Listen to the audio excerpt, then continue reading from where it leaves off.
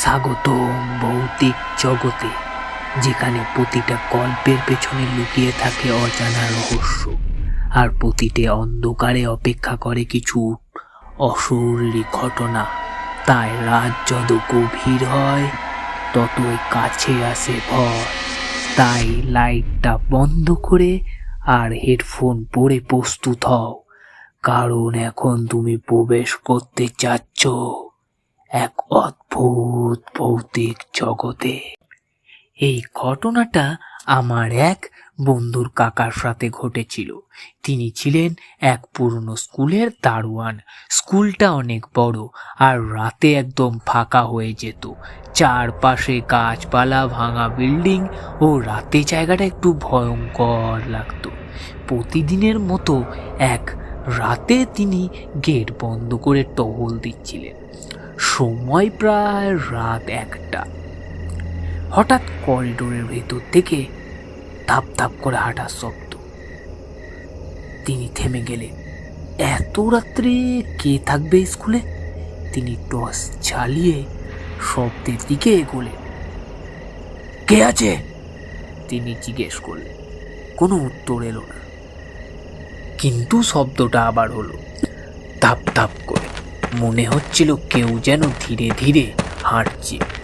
তিনি ভয় পেলেও সামনে এগোলেন। একটা ক্লাসরুমের সামনে গিয়ে দেখলেন দরজা একটু খোলা আছে, ভেতর অন্ধকার।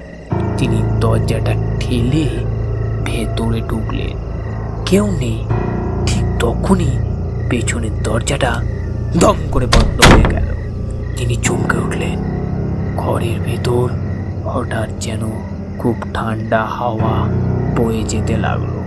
হঠাৎ ব্ল্যাকবোর্ডটা নিজে নিজেই কিছু লেখা শুরু করলো, খড় খড় করে। তিনি টর্চের আলো ফেললেন। বোর্ডে লেখা আছে, তুমি এখানে কেন? তার হাত কাঁপতে শুরু করলো। হঠাৎ পেছন থেকে একটা গলা, একদম পুরো তার কাছে। এটা তো আমার জায়গা। তিনি ঘুরে তাকালেন। কেউ নেই, কিন্তু তার কাঁধে কেউ যেন একটা হাত রাখলো।